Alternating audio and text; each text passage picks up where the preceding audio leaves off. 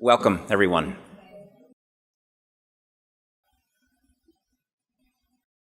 I have the honor of introducing our C21 speaker this evening, Archbishop Joseph Tobin, the Archbishop of Indianapolis. My name is Eric Goldschmidt. I'm the director of the Church in the 21st Century Center, which is a resource and catalyst for the renewal of the Catholic Church in the United States. Our spring theme for our events is intimacy and relationships in the Catholic life, and it begins with our magazine that was published in January. Many of you may have seen that or grabbed a copy on your way in. Archbishop Tobin came to campus graciously in response to our invitation to be our C21 Episcopal visitor. And we try to invite one or two bishops a year, depending, to campus for two purposes. One is for the Boston College community to share how we live out our Jesuit and Catholic mission. And secondly, so that we can hear from a bishop how we can be a better service to the church. Archbishop Tobin has met with students, with Father Leahy, our president, various administrators and faculty of theology and theology department in our School of Theology and Ministry today. And the day concludes here with a lecture, and then we have a small reception afterwards. Archbishop Tobin's talk this afternoon is entitled Church Communion, Roles and Relationship. He will offer reflection on a vision for church communion that aims to transcend the intense challenges of polemical divisions and ideological polarization. When he shared this topic with me, I was reminded of a line from Pope Francis's apostolic exhortation, Evangelii Gaudium, which reads, I quote, "Unity brought by the Spirit can harmonize every diversity." Unity brought by the Spirit can harmonize every diversity. I'm honored to share a little bit about Archbishop Tobin. Archbishop Tobin grew up in Detroit, Michigan, the oldest of 13 children. He obtained a bachelor's degree in philosophy from Holy Redeemer College in Wisconsin, a master's in religious education, and a master's of divinity at the Mount St. Alphonsus Seminary in New York. All of this was part of his formation in the Redemptorist community. He was ordained to the priesthood in 1978. In the 1980s, he served as a pastor and then as general consultor of the Redemptorist Fathers. In 1997, he was elected Superior General of the Redemptorists and confirmed for a second term in 2003. During this time, he became a leader among religious in Rome, serving in key positions within the Union of Superiors General, the major umbrella group for men's institutes. In 2010, Archbishop Tobin was appointed to the Curia post of Secretary of the Congregation for Institutes of Consecrated Life and Societies of Apostolic Life. He's only the second American bishop to hold that post. A little over 2 years later, Archbishop Tobin was appointed by Pope Benedict XVI to be the Archbishop of Indianapolis.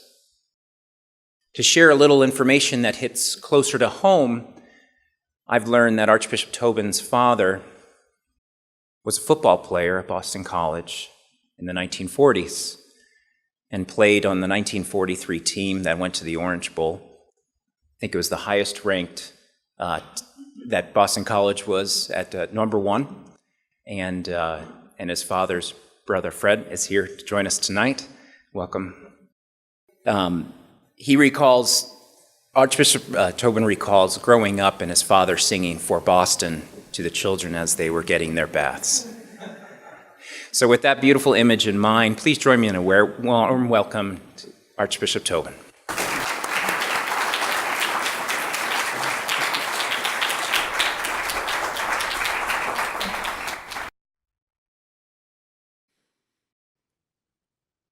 Thank you, Eric, and I'm really delighted to have this opportunity to share a day of conversations sponsored by the Church in the 21st Century Center of Boston College, School of Theology and Ministry. Now, you won't be surprised if I admit to being a little intimidated, not only speaking in front of my relatives who know the real story, my spiritual family, the Redemptorists. And I blame Professor Goldschmidt for this, finding out at the last minute just what sort of speakers this series is accustomed to have. People like Daniel Horan and Rowan Williams and Alice McDermott and Cardinal Walter Casper. When extending this invitation, Dr. Goldschmidt was wise not to send me the complete calendar of speakers and events, lest I have an unaccustomed spasm of prudence and decline. However, the consoling words of my paternal grandmother, who immigrated to this city from County Kerry in the first part of the 20th century, gives me hope that I might be useful to the center and to you. During the years of my misspent youth, Molly Sullivan Tobin would look at me with great compassion and observe, "Joseph, everyone is useful for something, even as a bad example." Conscious of my own limitations, this contribution must necessarily be modest. I will invite you to think with me about the church, especially about the sort of relationship that should characterize all her members. The point of departure is my experience of living 2 decades outside the United States and returning to a country where the Catholic community apparently has undergone a sea change in the way the baptized relate to one another. Not all the changes will help American Catholics address the great challenge that was discerned by Blessed John Paul II at the dawn of this millennium, that of making the church the home and school of communio, a challenge which, in the teaching of Pope John Paul II, we must consider if we wish to be faithful to God's plan and to respond to the world's deepest yearnings. The fractious features of American Catholicism urge us to reconsider an evocative metaphor that the Second Vatican Council proposed for the Church's self-understanding, that of a people on pilgrimage. While the Council Fathers may have had the notion of the Church as a people who here below have no lasting city, and thus make their way through time toward an eternal dwelling place, I think there's another aspect of pilgrimage that's worth thinking about today. And this characteristic will lead us to a valuable insight that was offered by Pope Paul VI, even before the Council had finished its work. And I'm delighted that the program provides for a period of conversation after this presentation. I look forward to learning from you. Now, for 2 decades, I had an address outside the United States. I served 18 years on the leadership team of my religious family, the Congregation of the Most Holy Redeemer, popularly known as the Redemptorists. People sometimes say that the initials we put after our name, CSSR, stands for Carefully Selected Sermons Repeated. I spent about half of those 18 years on the road.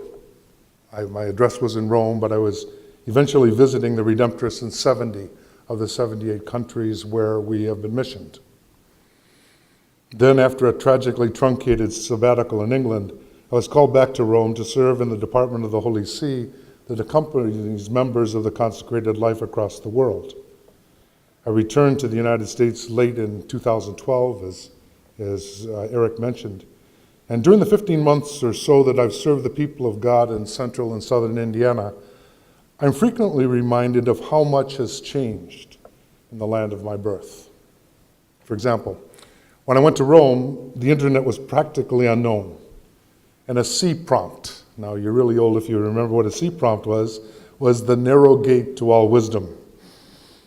The 9 seasons of Seinfeld a sitcom that has been described as a critical favorite, commercial blockbuster, and cultural phenomenon, came and went while I was a continent or two removed from American television.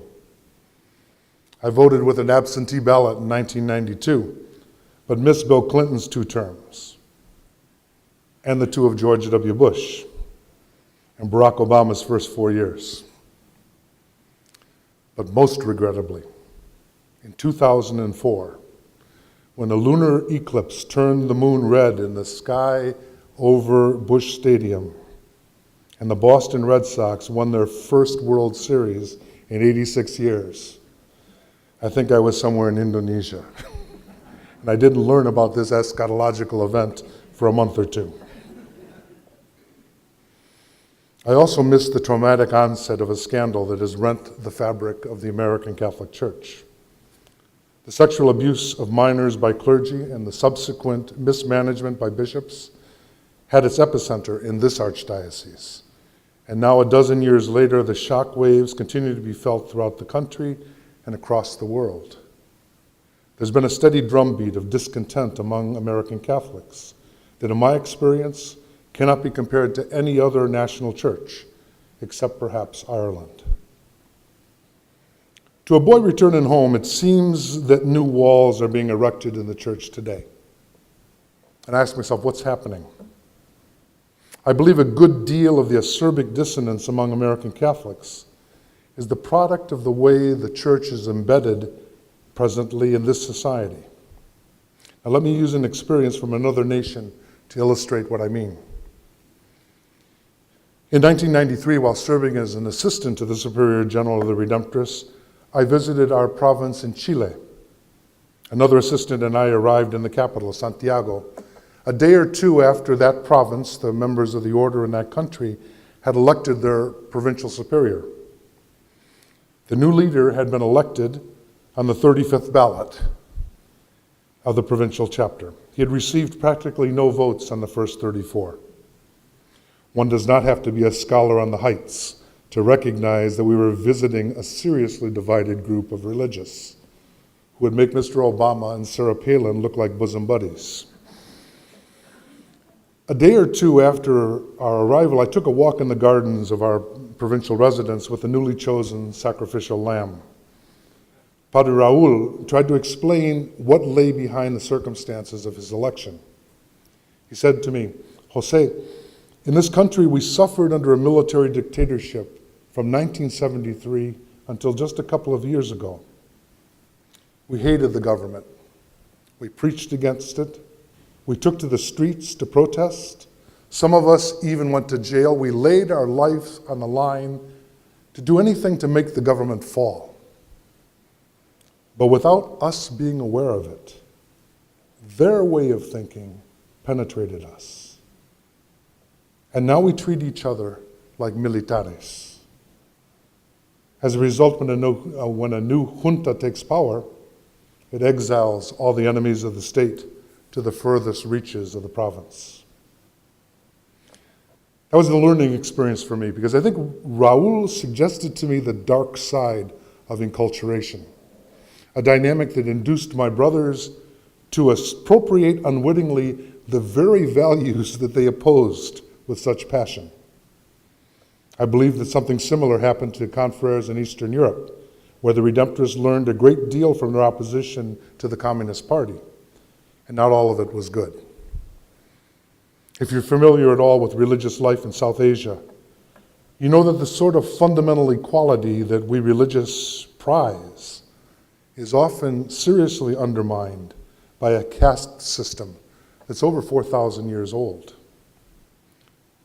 So I wonder whether some of the acrimony, the name-calling, the labeling, and intolerance that appears increasingly to characterize American political discourse passes unchallenged into the heart of the American Catholic Church.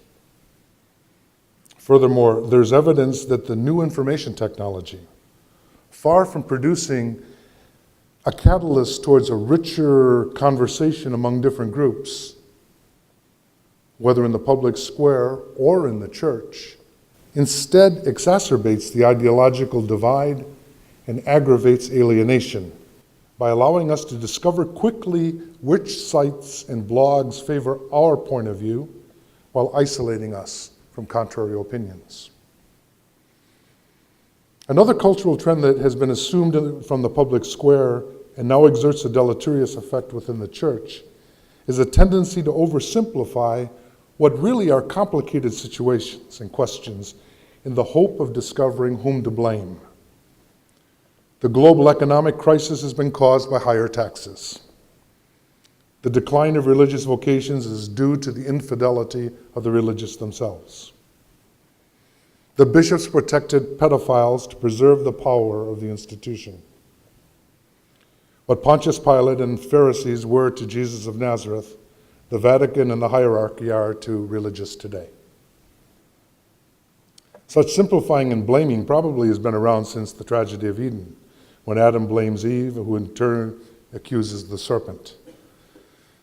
At the present moment, this behavior helps to contribute to the balkanization of American Catholics into so-called right-wing or left-wing or progressive or traditional factions, which point figures at each other. My father used to say that if you point a finger at each other, 3 more point back at you. And in my opinion, finger pointing does a great deal of harm to people like me because it makes us defensive.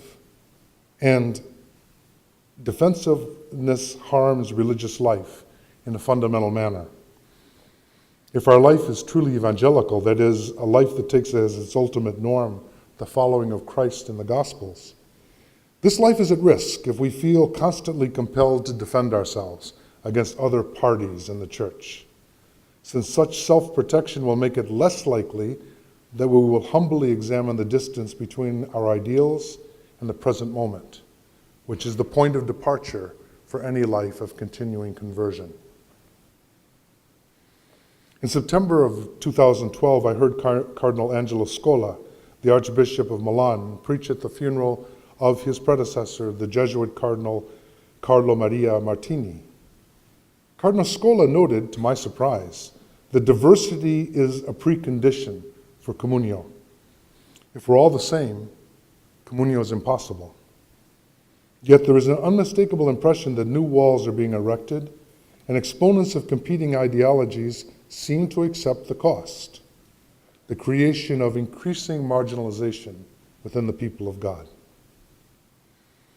This place is being dramatically created, even expanded, through a process of boundary maintenance, in both society and in the church. The French social thinker Émile Durkheim proposed that law and crime function to mark the boundaries of acceptable and unacceptable behavior in any large-scale society. That is, they represent broad social guidelines for people's behavior. As historians know, boundaries, whether cultural, ethical, or geographic, can be revised. This is not necessarily a bad thing.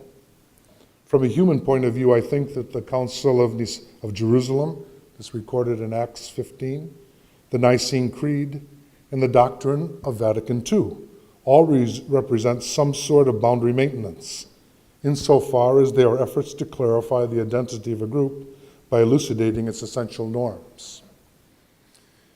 I believe that we can agree that both society and church have been engaged in a process of boundary maintenance.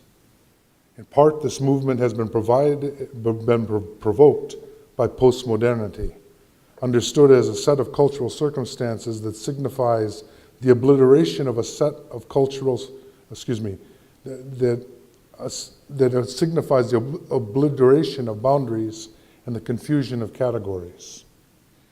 Societies experience globalization and the mass migration of peoples. The church wrestles with relativism and the legacy of decades of often vapid catechesis. As a result, new lines are drawn in the sands of the Sonoran Desert, while clear doctrinal statements and moral litmus tests seem to short-circuit or devalue respectful conversation in the church. Fresh or reinforced boundaries create new spaces in which the marginalized are consigned.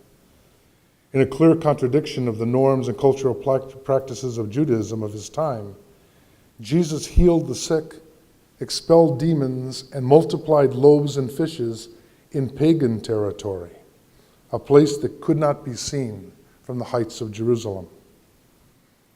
But this space existed also within the traditional territory of Judah.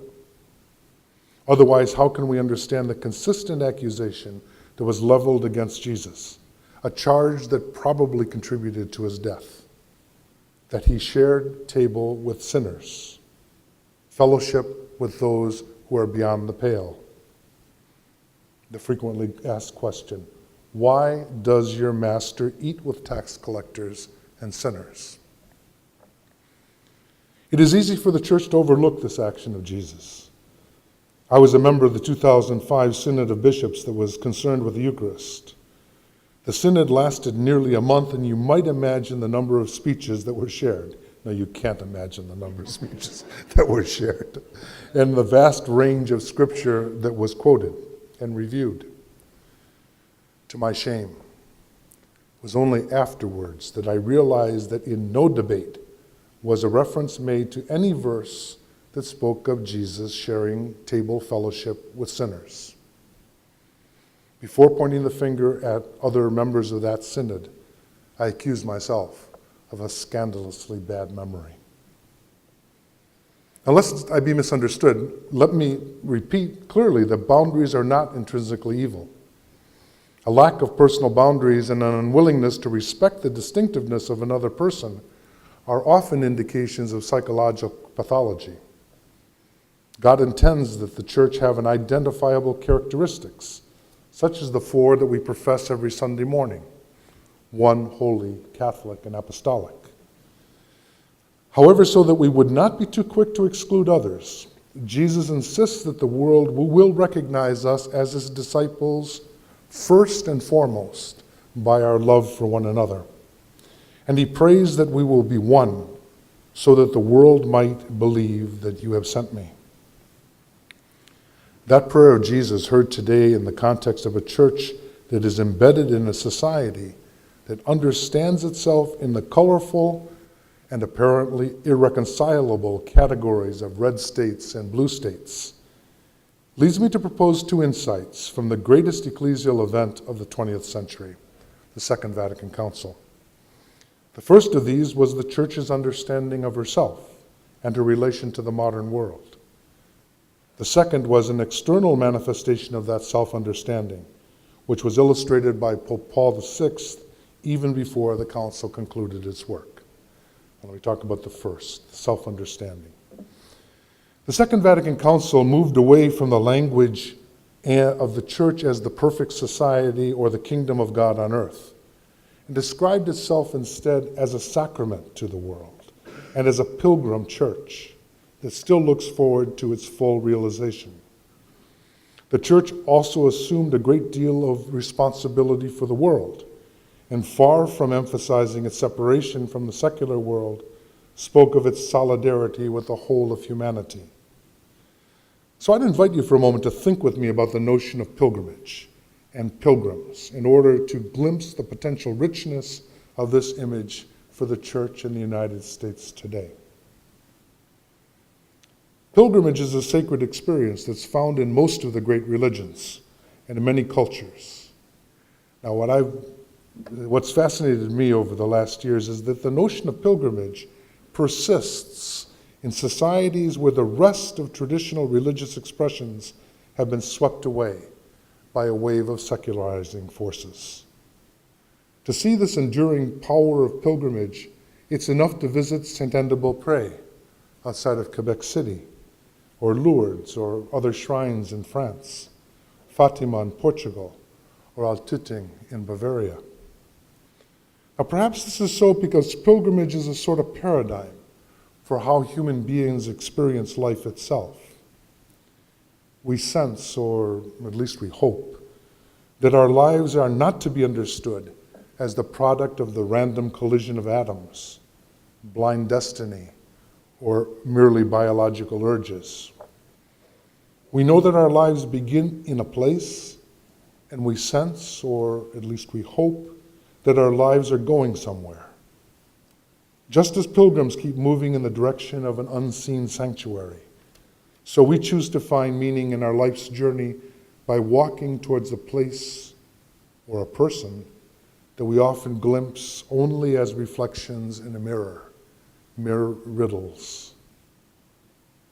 The image of the church as pilgrim in the world was proposed by the Council Fathers, who cited the first letter to the Corinthians in their exhortation to the people of God, that those who use this world not fix their abode in it, for the form of this world is passing away.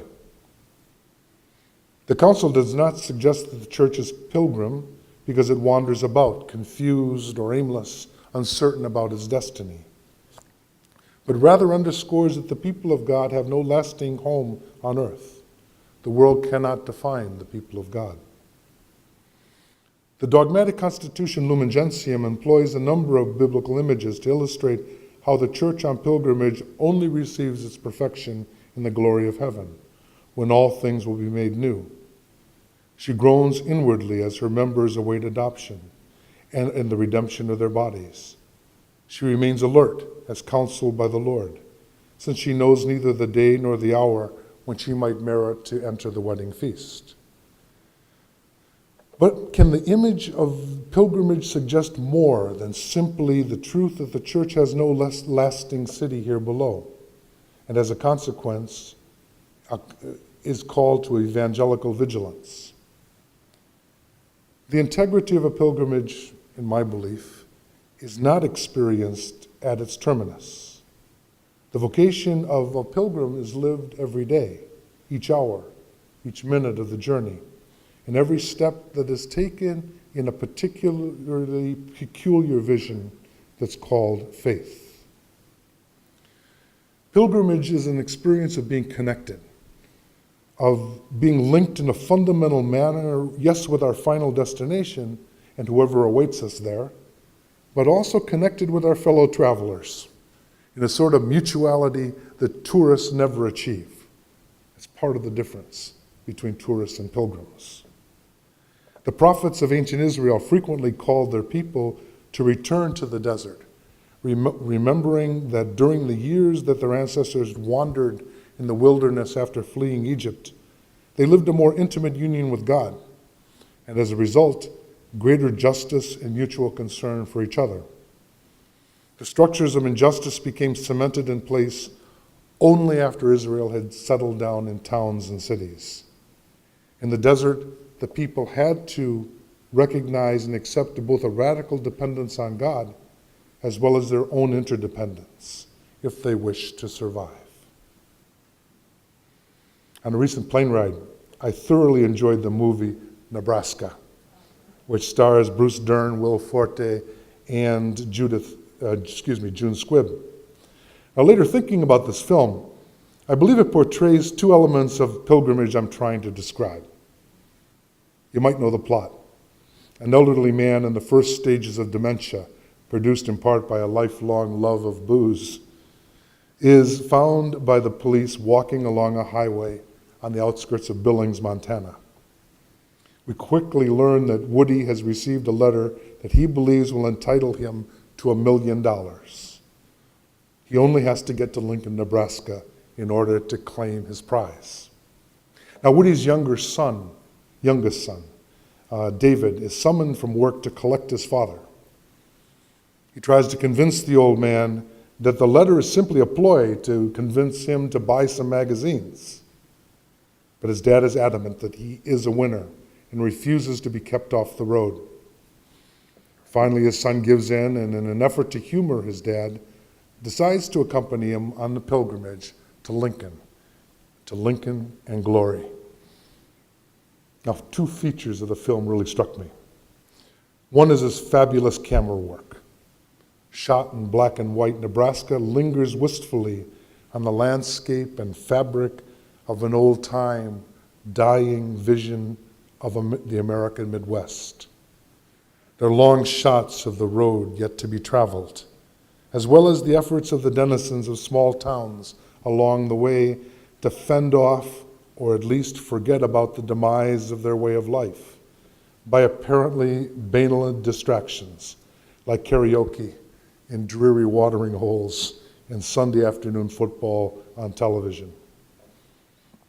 even though they're unaware of a common destiny, even though they are unaware of it, a common destination connects all the people we meet. It's not the prize in Lincoln. Rather, it's the end of the road. The second point regards the pilgrims themselves. As they travel together, the relationship between Woody and David changes. By the conclusion, the younger man is no longer humoring a befuddled old coot. He looks at Woody through the new eyes and glimpses the life journey of his father, while discovering genuine gratitude in being a son.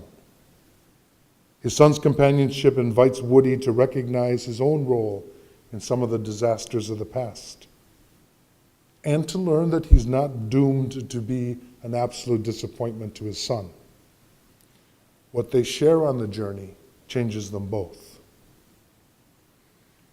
Like the story told by Nebraska, the connectedness represented by the pilgrimage of the church is not neat, tidy, or restricted to the spiritually superior. It is the pilgrimage in Chaucer's Canterbury Tales that ties all of the stories together, and the movement of those characters, some of whom are amusing, others, principally the religious figures, are clearly corrupt and hypocritical, may be considered a representation of Christians striving for heaven, despite weakness, disagreement, and diversity of opinion. A feature of the great Basilica of Santiago de Compostela in Spain, one of the most ancient pilgrimage sites in Europe and the terminus of the renowned Camino, is the Botafumeiro, a massive thurible or incense burner suspended above the nave on thick ropes that allow it to cover the length of the basilica in a single swooping arc. Its purpose was not simply to honor God, but also to cover up the unpleasant odors of the pilgrims, some of whom had trudged for years before finally arriving at their destination.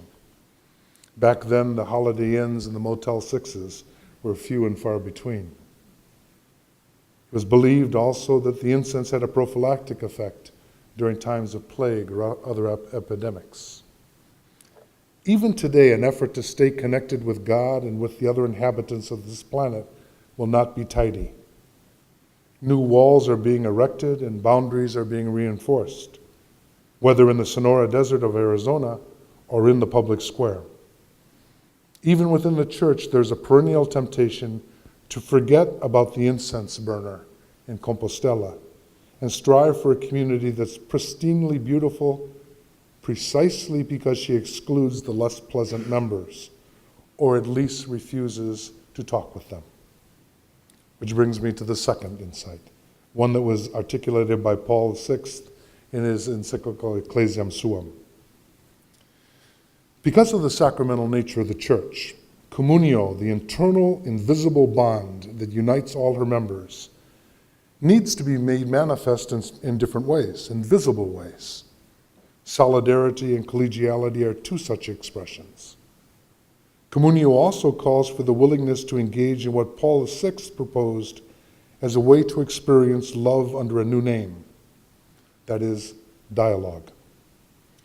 His first encyclical recommends dialogue not simply as a pragmatic choice for a method of communication or problem solving, but rather as a paradigm of the salvific relationship that exists between God and human beings. In his presentation of dialogue, the Holy Father was clearly articulating a crucial insight of Vatican II. No single word, with the possible exception of aggiornamento, would be more invoked to indicate what the council was all about. A Latin poet once wrote that he could not love what he didn't know.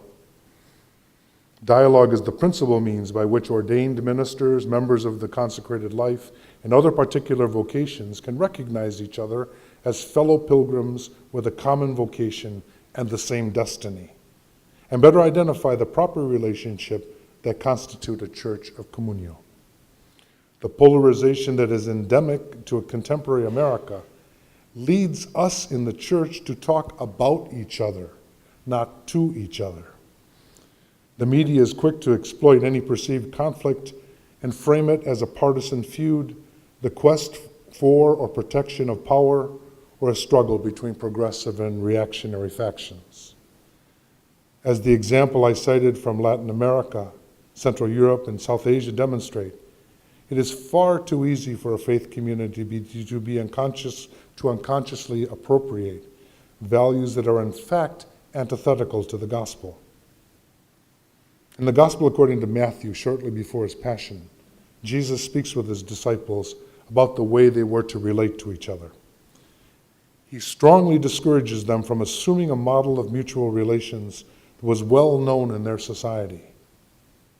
I quote, "You know that the rulers of the Gentiles lord it over them, and the great ones make their authority over them felt. But it shall not be so among you.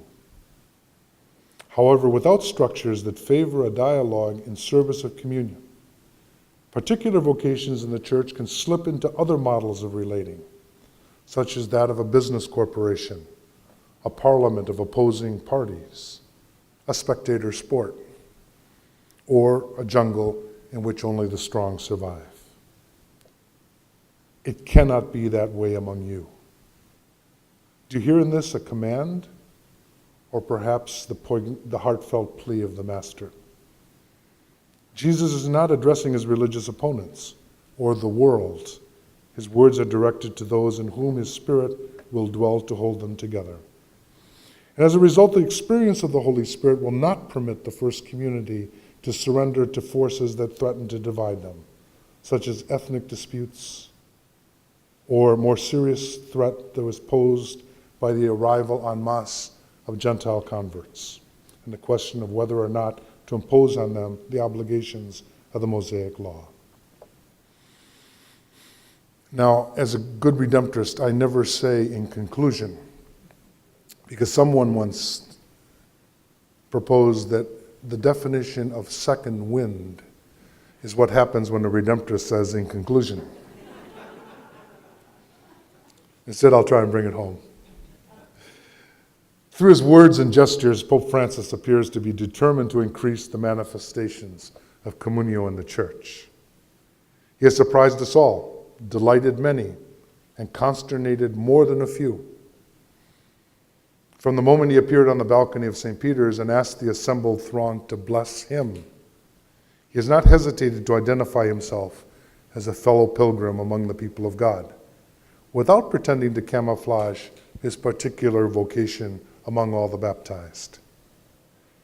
At the first anniversary of his election, more than one commentator has asked us to look beyond the practically universal acclaim he has received and see the limits of his power to change the church. The persistent nature of her divisions remind us that Catholics must find a way to live with and through their ongoing disputes, and more importantly, to live with each other. I've tried to demonstrate that the Second Vatican Council offers us a way forward in its understanding of the Church as a people on pilgrimage, and the theological value attributed by the Council and Paul VI to dialogue. So I think the pastors of the Church must pay attention to the voice of their fellow pilgrims and provide structures for dialogue. These may take many forms, since they should manifest not only the communio in its most fundamental sense, the unity effected by the Holy Spirit among all the baptized, but also the particular communio that unites the baptized who share a particular vocation, like ordained ministry, sacramental marriage, or consecrated life. Allow me to offer a final experience from my own pilgrimage. Over the last several decades, I got to know an Irish member of my congregation, Father Alec Reid, who died last November. Father Alec, as he was known in the Falls Road neighborhood of Belfast, worked tirelessly for more than 30 years in the elusive quest for peace in the north of Ireland. Through his efforts, the protocols that would lead to the Good Friday Agreement were discreetly signed in the parlor of our community, signed by the hard men of the nationalist and unionist communities, as well as representatives of the British government. I once asked Father Alec what he had learned from the process in the years and years of delicate negotiations. He told me he had learned 2 lessons. First, you have to get everyone to the table. The group that you exclude will throw the bombs, since they believe that violence is their only alternative. And secondly, he learned that he had to include women in the process. Their presence changed the discourse and opened the door to peace. Can this final example indicate a way forward for the Pilgrim people who form the American Church? As we renew the structures for meaningful dialogue in the Church, let us see the advantage of making that effort as inclusive as possible and discovering ways to recognize and exploit the particular gifts that women bring to the Church. For your patience, thank you very much.